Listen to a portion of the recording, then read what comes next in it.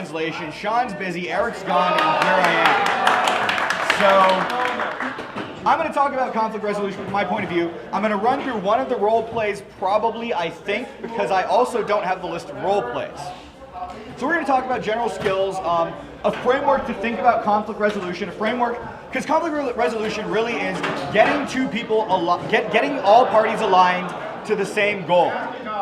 Think about any time you have an interaction with a Magic player who's playing a game. The way to resolve that conflict, whether it's we're not understanding how the rules work, so we're having a conflict with the system, we don't agree with each other on what reality is, so we're having a conflict with each other, the way to resolve that is to create alignment around the goal and get them doing what they want to do. Presumably they want to win games of Magic, which means they probably want to play games of Magic and not talk to you as a judge. Now, we're great, interesting people, but most Magic players don't pay entry to events to talk to judges. I mean, some of them do. Some of them do. Some of them even pay VIP just so they have more time to do that, right? But the vast majority of our people are here to play Magic. So let's talk about conflict resolution. The first thing that you need to do to successfully bring a conflict to resolution is to figure out what the goal should be, right? So the goal should be moving forward in some way. Everything that you do, everything that you say should move towards that goal. This is just kind of a tenet of successful communication. So let's give an example of a ruling. You've got two players. They don't agree on some fact of the game. I'll use an example from yesterday. So I slam haste, comes into play pump Minotaur, into your red-white first strike legend pair who I can't remember the names of. Clearly, there we go, right? So I windmill, I'm like, hell yeah, slam in, you're gonna block, I'm gonna trade up, this is gonna be awesome. You go, so I play it, and I pick up my pen, and you're like, block? And I'm like, cool, and I'm like, first strike? Oh, I wasn't attacking you. Judge gets involved. Clearly we have a conflict here, right? We've got two parties who disagree on the fundamental facts of reality. Now it turns out that everyone's experience of reality is subjective, and the way that we remember things, it's not like there's a little data recorder on our head that captures everything that we do. I can actually talk about this. I'm a cognition researcher, right? So what happens is we build a representation of what happened, right? We remember the key things, the parts of it that were meaningful to us, and we just fill in the rest of the details. So it may not even be the fact. So two people can experience the same reality and have different recollections and different understandings of it, and neither of them is lying, right? So the same facts generated two understandings of reality. One player here has the understanding of reality that I've attacked, or that I played this guy, and I had a bad idea, and I decided not to do that. The other player is, you made a terrible attack, I blocked, and now bad things happen. Now, clearly here, the short-term goals of the players are in conflict, right? I want you to be attacking into my first striker because that's mad value for me. You don't want to be attacking into my first striker because that would be a terrible play. It's very difficult to bring these conflicting goals in the short term into alignment, right? It's very difficult to get the guy who's got, the attacking creature to decide, well, yeah, I made, I guess I made a bad play. I mean, I don't remember doing it, but I must have done it. It's very hard to get the guy who thinks he's clearly blocked to go, you know what, it's all right. I must have been confused about where the game was. So to reach this sort of alignment around goals that I'm talking about, to partner with the players to drive forward this conflict into resolution, you have to pull back. You can't be looking at the immediate goal. You've got to be looking at the larger goal. These guys want to be playing a game of Magic, right? Sitting here arguing over whether or not this attack happened doesn't help us complete our match. It doesn't let us play around things. It doesn't let us continue. So we have to pull out. We have to pull back from that. Joe, you're looking at me funny. That's fair. So we have to pull back from this immediate conflict. Right? We have to take a longer view. We have to create alignment around the players getting back to playing Magic, right? Because they don't yes, I don't want to be arguing with the judge. I don't want to be arguing with my opponent. I don't want something bad to happen.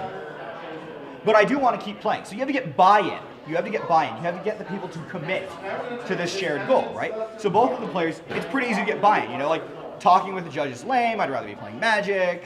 Arguing about this isn't making the game go forward. And I've got tons of cool things in my deck that I want to see. So you create alignment around that, right? So you get them focused on the idea of let's move forward. Let's see what we have to do to get to the next point. Then what you do is you try to figure out what you believe reality was, right? And as is often the case, it's a combination of what other people remembered, and we do our best to get there. And fortunately, because we're not oracles, we can't get there, but it doesn't actually matter. Right? Like, we'd like to be accurate if we can, but fundamentally, we're doing conflict resolution for a trading card game where the outcome affects no one's destiny. So you can take that pressure off right now. What you do, you should strive to do well, but if you completely punt it, worst case, some guy's gonna go, oh God, this judge totally screwed me. Who cares? It's not like they're gonna like show up at your house, kick your door down, and beat you to a pulp, right? I mean, like, there's no consequences here. We want to do a good job. So what you should do is focus on driving towards that resolution. Focus towards figuring out what you think reality is and getting the players to buy into that. And how do we do that? Well, we try to identify where these stories diverge. Now, one of the things that I like to do when I'm trying to get multiple parties to agree to a thing, to find a reality that we can all agree to accept, you have to know what other people's realities are before you can identify how they differ from yours. So I like to do a thing that I think of as creating conversations and audiences, right? So if you got two people that are arguing with each other about how a thing's going, that interaction is going to keep going. It's like a feedback loop, right? You turn on a microphone, you stick it next to a speaker, it doesn't stay at a constant ear-splitting tone, it gets worse and worse and worse. People that are engaged in this sort of feedback dynamic do the same sort of thing. So the first thing that you need to do is break that dynamic. And again, to get people to align, this is all about aligning yourself with the players and creating a shared goal, right? So I like to align with the players to get them to participate in this process. And the way that I do that is I explain to them, hey, I want to figure out what he thinks, then I want to figure out what you think, but you need to be able to tell me what's different about your account than his account. So I'm going to listen to him first, and I want you to pay attention, and then I'll talk to you, and he'll pay attention, and then we'll figure out what everybody thinks, right? So what you do there is, first of all, you break the dynamic, right? You break that feedback cycle where they're arguing with each other, nothing's progressing, and things are probably getting worse. There's a couple of ways that you can physically do this, right? You don't actually, there's a lot of planes going on here, right? So the players are talking with each other right here, right? If you drop to their level, you're only creating one dimension. You're only changing the dynamic on one axis, right? So if you remain standing when two players are in conflict, not only do they have to break their gaze from this direction, they have to break their gaze in this direction too, right? They have to look up to you to have a conversation, right? The player that's paying attention to what you're saying, what the other player is saying, he's not aligned with his conversational, with the person he's in conflict anymore, right? It's kind of hard to have an argument with the side of someone's face. Try it sometime. So there's ways that you can actually physically break this interaction, but you also want to create this dynamic where this person is engaged in a completely different process, right? You want to create an audience for whatever you're talking about, and you want to create a conversation here. Conversation, from a pragmatic standpoint, we have to be aligned with our goals in a conversation to some extent, right? I mean, you could just straight up troll people, right? You know, you could be engaged in a conversation, they're like, how is the weather? And you're like, my pants need cleaning. But that's not a conversation, right? So on some fundamental level, a conversation is alignment around a communication goal. So by creating a conversation, you are creating alignment with the player. By creating an audience, you've given him a tool set and a framework to work with, right? We know what audiences do. They pay attention, they experience things, they form opinions, they don't participate in this dynamic, right? So you're setting up a framework for them to understand the process. You're creating alignment with the first player, so you get his account. Okay, so I came over to this game, and my understanding is that you believe that he played this creature, and then what happened? And he's like, well, he turned it sideways. I'm like, okay. And then I said, blocks, and he said, okay.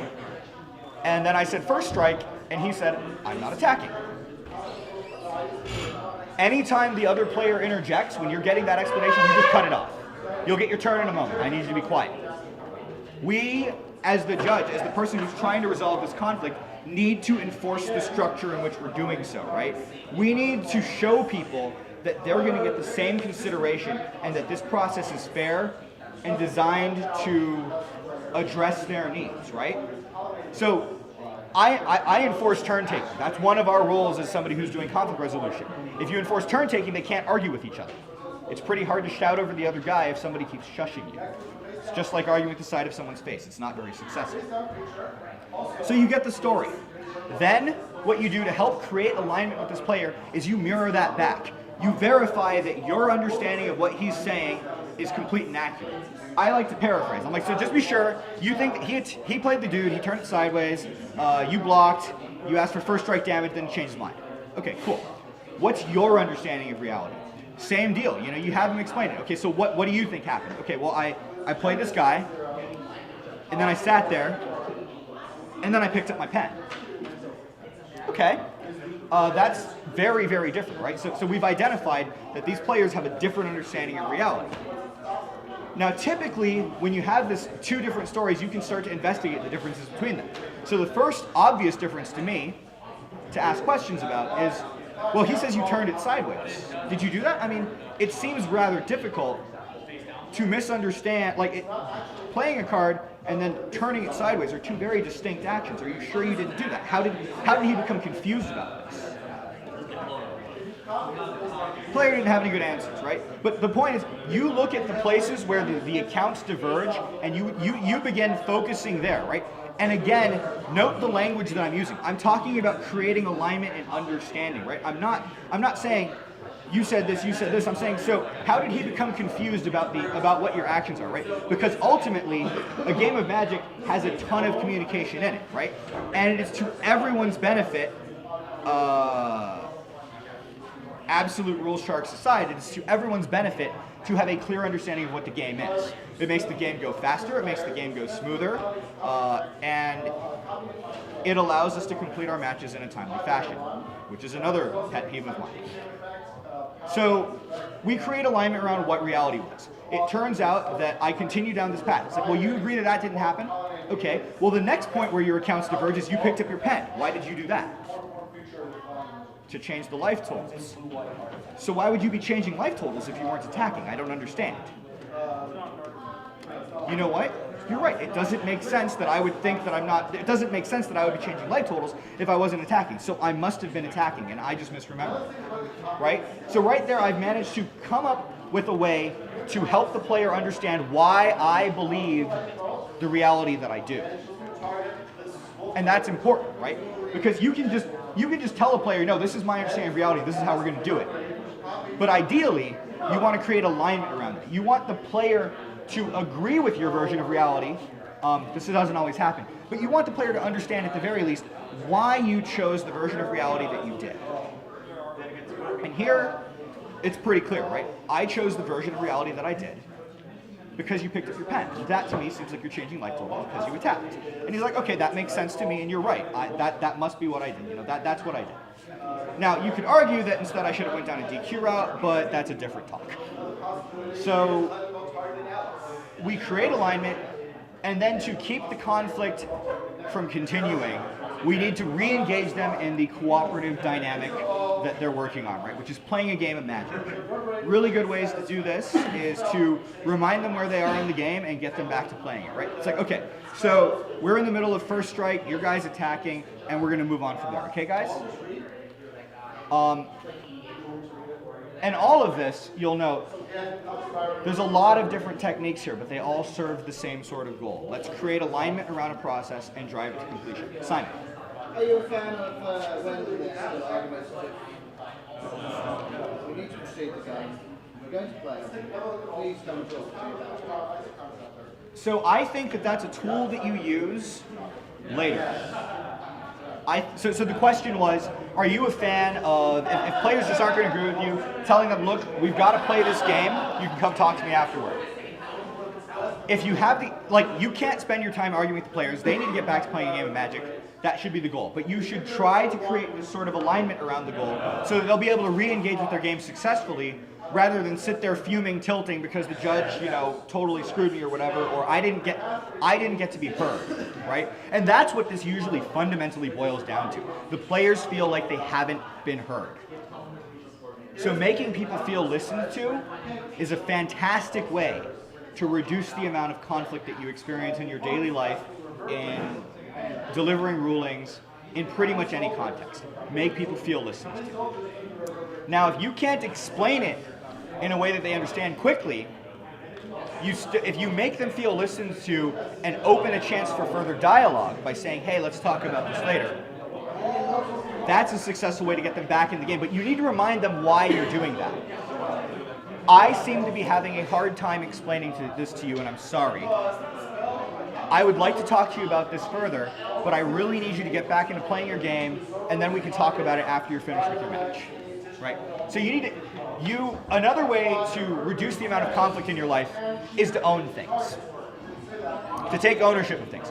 You'll note here, I assumed that it was my fault that the player didn't understand. And let's face it, all of us here know more about the game of Magic, how the rules systems work, the penalty guide, or the running events at regular, or whatever they call the document now.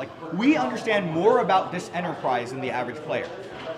So in some ultimate sense, we have better tools to explain that enterprise to them because they don't even know what it is. It's a little elitist to say that the person who's best equipped to complete a task is the one who bears the responsibility for it, but it's also incredibly idealistic and pragmatic at some level. You can't expect somebody who doesn't know how to do something to bear culpability for the failure of that task. So we own that. We explain to them that, I hear you, I understand you, this is what I think that you said, and I'm just failing to explain this in a way that you can get, but this is what we're going to do, we're going to move forward, and let's talk about it later. So yes, that's a tool that you use, but only after you've failed. Alaric. How do you feel the role of apology should be? Or if it should be? That's an interesting question. What do I feel the role of an apology should be in conflict resolution? Heartfelt. I am not a fan of forcing people to apologize for their behavior. I prefer to help people understand how their behavior is maladaptive, how it doesn't help whatever process they're trying to complete happen. And typically, when people realize that they've screwed the pooch, they feel bad, and they want to make sure that the pooch is okay. That's where apology should come from. So here I've described a very particular type of conflict, right? I've described a conflict where two people don't understand a thing and how to create alignment around understanding of something that may not be either of their understandings. It may be something completely different. In this case, it happened to be orthogonal to one of their accounts. But it's not always, right? Sometimes there's a life total dispute, and I think I'm on 18, he thinks I'm on 12, and the answer is actually 14. That isn't to say splitting the difference is a correct way to handle conflict resolution here, but we should try to gather information and make an informed decision to the best of our abilities, and get people to buy in with it, right? So we partner with people, we break the dynamic of conflict, whatever that is. That's the most important step. And then we move forward in an attempt to get everyone on the same page. Does that make sense? So I talked earlier about feedback loops a little bit. You've got people who are arguing, and tempers get a bit frayed. Magic events, it turns out, have you ever played in a GP? Anybody here? Raise your hands. Okay. Did it suck? Because I used to play, not Magic, I played other games, but 9-round days are terrible. Like, you care so intensely about what's going on, you're focused on these games. Oh God, I made a terrible misplay and I'm on tilt from that. I haven't had enough water, the food in this venue sucks, it's so loud in here, I can't stand, all of this we can't understand other people's contexts. But everyone, from their point of view, has a hard life. They've all had suffering. They've all experienced pain.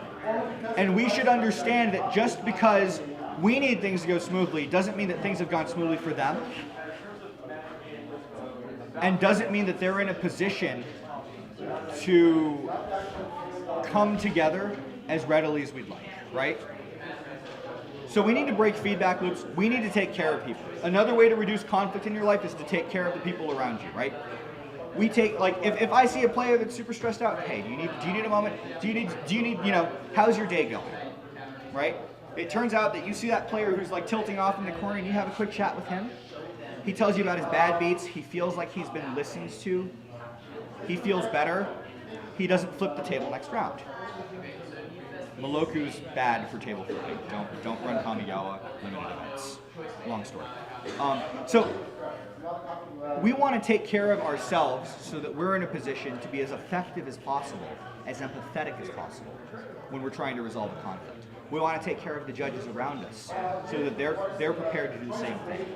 And we want to treat our players, we want to listen to our players and make them feel valued as people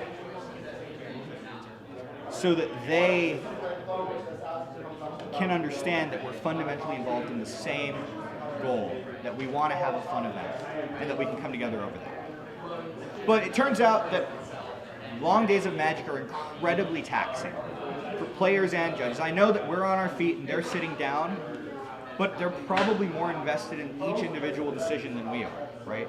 Like I said, you're running an event, you blow a call, you go on tilt a while, you talk to somebody you feel better about. Player blows a play, he goes on tilt, he doesn't have somebody to talk to, he stays there, right? And he has these decision points over and over and over again. Very often as judges, we don't have call after call after call after call after call, right? We spend most of our time looking after ourselves, looking after the event, and not engaged in these sorts of critical decision points. So being a player is taxing. We lose our tempers, and things happen, right? So we create these sorts of dynamics of conflict. How do you identify conflict on the floor? Face down trumps the copy effect. Go. I look for discussion that's more animated than what you usually see playing games. Okay. So what are some examples of, how can you spot a discussion that's more animated? Right. So if somebody turns into Captain Kirk when he's having a conversation, that's pretty good indication that something's going on, right? Most people that are playing Magic don't do the Captain Kirk thing or the Yu-Gi-Oh thing, right? I mean, that's not what we do, right? What are some other indications that a conflict might be arising? Kyle and Trevor. Usually there's not a lot of prolonged conversations during a game of Magic. There's some actions and a few words, but if you, not even in large ambushes, but if you just notice two players talking for a long time, that might be an indication that there's a conflict. Right, but check the results. Similarly, if it looks like players stop and there's no advancement. So a player is stopped and there's no advancement. That's a great way to identify some sort of conflict. That's a great way to identify somebody who's not having a good time. It's also a fantastic way to identify slow play. Brian. Calling a judge. I like to listen for raised voices. I like to listen for conversational tone. It turns out that when I'm playing a game of Magic, I probably sound like this. But if I sound like this, even if my voice doesn't raise, that should be something that's kind of a signal to you, right? If somebody breaks out of this, I'm playing a game dynamic, pay attention. One.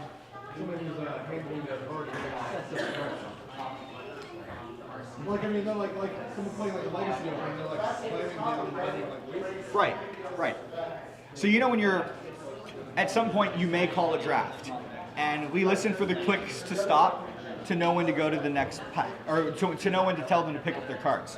But if you start hearing something that sounds like somebody slamming a magazine home, only it's a Magic card, that's probably a good indication that that tempers are rising. Okay, so we've talked a little about identifying when a conflict's about to happen or a conflict may be in progress. What do we do first?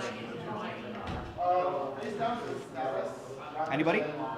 Okay, I'll take this one. Hi. Oh. Paul? Observe and figure out what's happening. Okay. Yes, but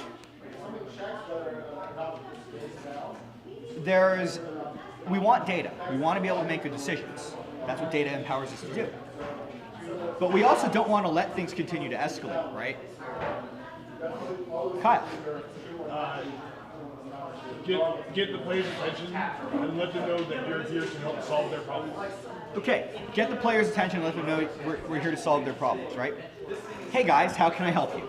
Or, yo, what up? You know, whatever, right? I mean, you may fall somewhere more on the professional or the casual side. I tend to be excessively casual, attire aside. But you get their attention. Now, show of hands, who here has ever come to a table where players are arguing and had a difficult time getting players' attention? Right. It turns out that when you're engaged in this dynamic, like I said, when you're engaged in this dynamic, you have to break that dynamic somehow to get them to pay attention to you. I actually think breaking that dynamic if people's emotions are becoming heated is the most important thing to do quickly. And there's a ton of tools that you can do to do that. Many of you have heard something along the lines of dad voices. Hey! That's sometimes effective, not always. I tend to shy away from it because I feel that it raises the pressure of the interaction, right? It is inherently a conflict-focused mode of interaction rather than one that creates alignment. I find using physical ways to draw their attention to, like actually get close to them and say something, or sit down next to them, something that will draw their attention towards you, because when it draws their attention toward you, it also draws them away from the person they're yelling at. Absolutely. So Jeff said, for those of you that couldn't hear, do something physical that draws attention. I'm a big fan of, hey guys, how can I help you? You know, when they're both here, like literally get between them. It's pretty hard to argue to not the guy use. So if you're arguing with somebody, arguing through the side of someone else's head, pretty difficult. You need to be pretty determined to make that work. And it turns out most people just aren't that committed to their arguments or their marriages. Sorry. So, something physical to break the interaction. Does anybody else have any other techniques to get attention from players and break that dynamic before it gets worse? Brian. And it depends on how effective you are actually touching the shoulder of the partner. It depends on how effective you are with that. Physical contact is difficult. I'll leave it up to you to make that decision, although one could construe unwanted physical contact as assault. I'm a big fan of something a little weirder, and I'm not as good as that guy because he's already getting applause. I'm a fan of something a little stranger. I like non sequiturs. Say something that's so out of place that gets their attention that they lose track of the argument, right? Hey guys, huh? I broke into a koala enclosure once. Again, pretty hard to have an argument when you get something so outside of your frame of reference for what you're engaged in right now that it just yanks you out of it, right?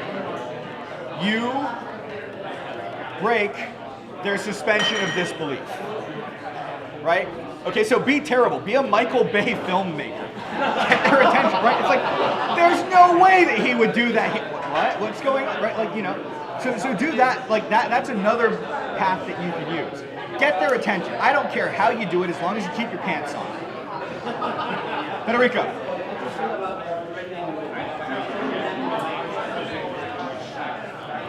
I don't like threatening people, period.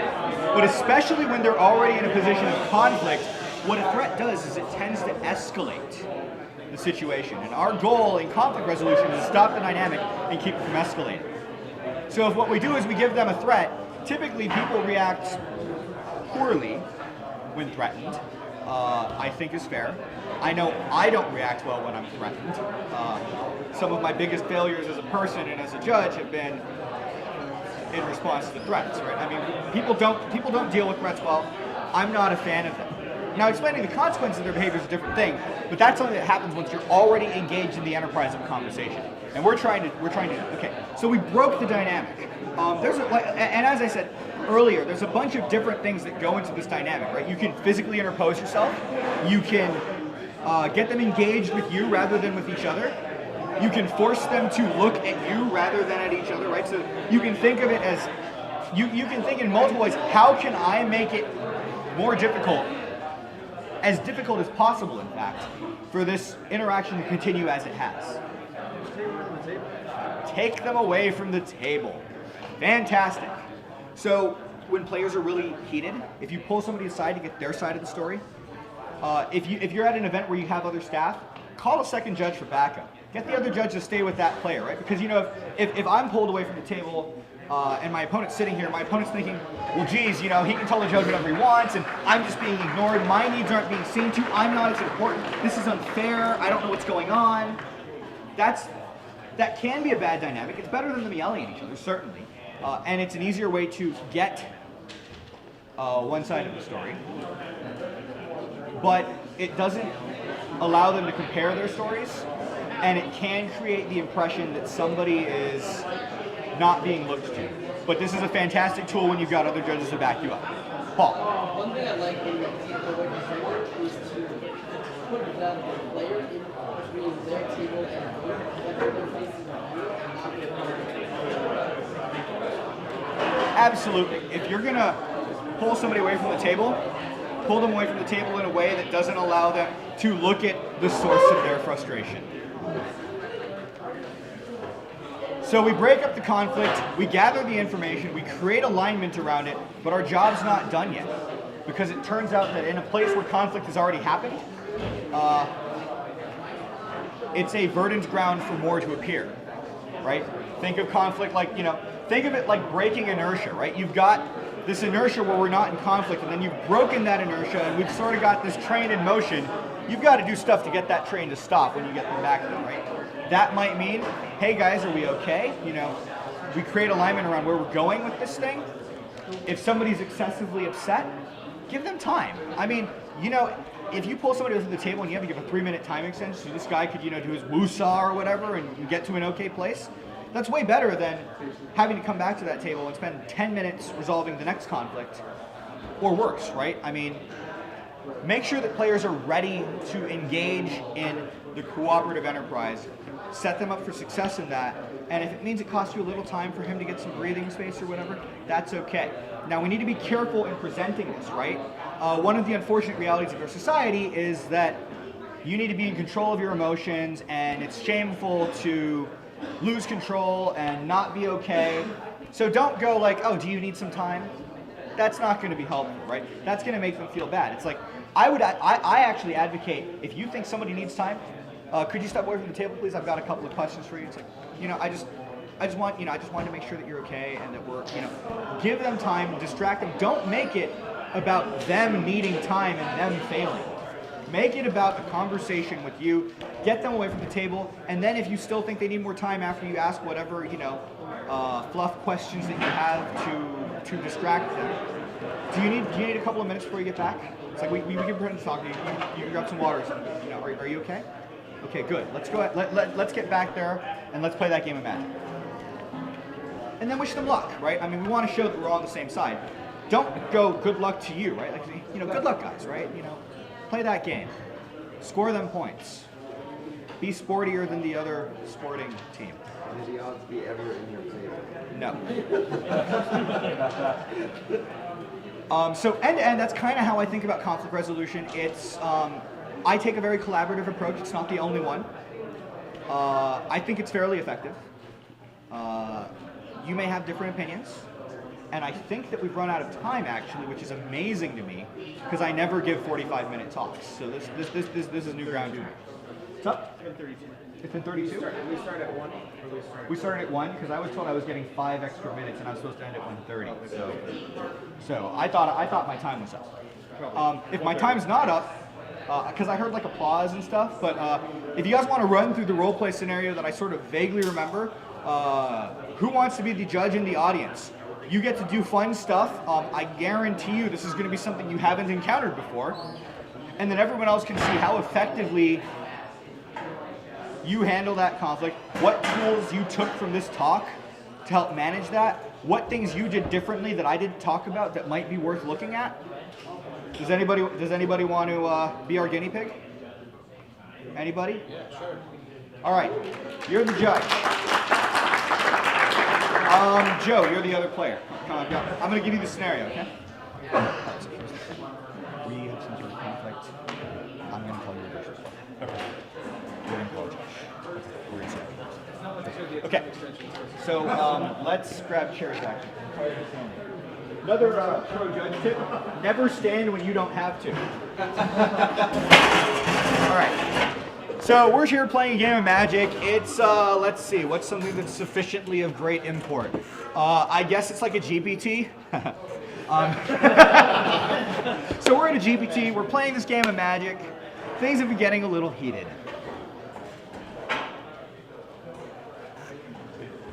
What's going on here? I mean, why would you say that to me? Oh, come on. Look at you. You're such a racial slur. Let me stop you Judge? guys here. Yeah, let me stop you guys here. Is there something I can help you guys with? Yeah, he just called me a racial slur. Okay. I mean, that's really not cool. Like, I do not appreciate being talked to like that. I'm here to get some. Hey, I'm Just tired a of moment. hearing from you. Just a moment, you guys. I'm going to talk to him for a second. In a second, I'll get your side of the story too. Tell me exactly what happened. I mean, we were just playing. You know, this is the finals of GPT. I really want these buys. And He was like, making fun of my this sleeves. guy- Just a I'm moment. poor. I'll get to you in a moment, I promise. And I want to hear what you have to say, but first I'm going to get his I don't side. wanna hear I'll what he get has all the to say. details from you. Well, I will. Okay, I mean, we were playing, and you know, I'm winning this game clearly because this guy's terrible, and you know, he just called me a racial slur. And Okay, that's not cool. I can don't appreciate want your to Look, be not side, all of us but can we- buy all of the cards we want. All right, that's going to be the last time I have to ask you not to interrupt him. So I want to hear about what happened, but let's keep it about what happened and just that. Sure. So I mean, we were playing. You know, you can see I've got lethal on board here. You know, I mean, I was planning this. You know, since turn one, this is the kind of hand I kept. And you know, I got lethal on board. I was about to swing in, and he just called me a racial slur. Okay, thanks you very much. Now that I have information from him, from what he said, is it true that you used this racial slur to describe him? But that's not everything. Okay, what else happened? I mean, when I sat down, I mean, I can't, like, he was making fun of my sleeves because, like, I mean, they're a little beat up. Like, I can't afford to buy new cards, and like, I know I don't have the best deck, but like, he kept making fun of, like, I mean, he's been such a racial slur. Okay, so here's where we're running into the problem. I can appreciate this would be upsetting to you, but this type of language just simply isn't appropriate. I'm going to need to talk you away from the table if you don't mind. Away from the table? I can understand why it'd be upsetting for a player to mock your belongings, and this is certainly not something I'm okay with. However, additionally, we simply cannot accept that type of language happening between our players. But it's okay for him to make fun of me? It certainly isn't, and that's something I'm going to address with him as well. However, it doesn't excuse the type of language that you're using in this case, and it's something that just simply we cannot tolerate at these events. I'm sure you can appreciate why it's a very sensitive subject for other people in this event. Well, I mean, yeah, I wouldn't want to be a racial slur. Not only would you not want to be one, but you would want people calling you that, and nobody appreciates that type of language, and it just really brings the event and the community down. Yeah, I don't like it when people call me other racial slurs, so. Okay. That being said, given that you were using that specific type of language, is it GPT? Yeah, GPT. Unfortunately, that falls under sportsmanlike conduct, and there's going to be a penalty associated with that. I'm going to discuss this with your opponent also, and we'll return to your table at this time. What kind of penalty? Unfortunately, since you directed this comment at your opponent, this is unsportsmanlike conduct. Unsporting conduct? Unsporting conduct. Unfortunately, we're going to have a conversation with the head judge about this at this time. Is that me? Yeah. Yes. Okay. Congratulations. So after I talk with your opponent, we're going to sit down and have a separate chat about this, about the way this is going to play out. But I'm also going to have a conversation with your opponent to let them know that insulting your belongings is not tolerated at this event. So please have a seat with this other judge who is present. And can I speak to you for just a Hi, moment? Ryan, your other judge. So you're DQing this guy, right? The investigation we conduct with this other player will be something that we do privately. However, I do want to make sure I understand exactly what happened. If you are indeed insulting your I said that opponent, token was while that really doesn't cool, and you excuse just the tore it up. language he used towards you, I'm really No, not it's his okay token, with, but I was like, wow, that's insulting really other people's cool, and like, he belongings just tore it or up. Like, antagonizing them in any way. Why did he do do that. antagonizing, but That's so mean. It's kind of bad. Like, I'm a grinder. I should be here. This guy. I can appreciate that you see a difference I mean, in he's your skill just been levels. such a jerk the However, whole time. we want to make this a welcoming environment for everyone, and I'm sure you can appreciate the difference between the way you're treating him and the way you might want to He be was treated. making fun of my sleeves. Okay, sure. All beat Like, up. why am I getting this talk? He's the one And who then told he, me. like, he And he don't kept worry, saying that I we're was also like going to take terrible care of at the other end of magic this when I was conversation as playing. well. However, I both mean, of I these don't, issues need I to be don't, addressed. I've never, And, I didn't even I'm know simply that they not had okay red with rares. these sorts of things happening in my vault. As a result, I have an issue. I mean, I thought they were just rares. Like, Uh, what's no red one's rare? listening Is to us that like, and is that like a we're special thing? interesting. I've never But, seen one before. there And he's will be like, a sports well, I've flag got all running these, in I think he said mystic rares or something, we and can your do that. deck's terrible. And I just feel bad. Okay, thank you very much, and thanks for watching this match. If I could talk to you one more time away from the table. I want you to know that I took the time to talk to your opponent and explain to him why it's important for him not to, to insult I just or hope this guy comment getting on some DQ'd. play skill Whatever. I just want to or, get back to winning this game so I can get my the boss. quality of their belongings. Sometimes things are tolerant. However, the type of language that's used here is unacceptable, and you can't allow any level of tolerance in this language environment. So unfortunately, your ability to continue to as a player, as well as ripping up. it will be in my Ripping hands. up? No. And I didn't touch your his. ability to play He's golf watching. He had mentioned that he said your token was cool. we're going to have a conversation with you this time, and if you'd like to, we'd like to get your side of the story on it. Okay, so we're gonna break here from this whole scenario, and since I get the feeling the other ones have wrapped up, let's just really quickly. What did people like? What would they have done differently? What things that went well? Hand. Okay, things that went well. Paul. You got Aaron to shut up. An impressive feat. Other things.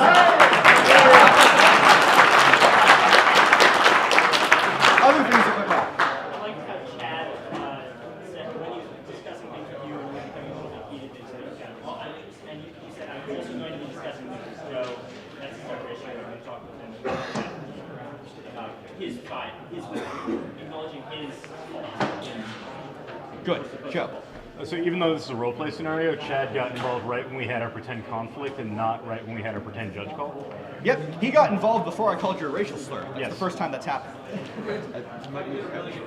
I know. I thought Chad did a really good job of making sure that both players understood things from the other player's perspective and helped them empathize with the other player, help them understand why what they Okay, so I've got time for two more things. What were things that you would have done differently? When you separated the players, I would call the judge over immediately to watch the other. It took a very long time for all of the interaction, and we hadn't actually got to the point where we were sitting them back down, issuing the penalties, getting them to play, or getting them to play and then issuing the penalties after. A man after my own heart. Bear in mind, it's important. However, bear in mind, it's important to make sure that you're gonna get a resolution that works rather than force them back into that dynamic. I'd like to thank our role players.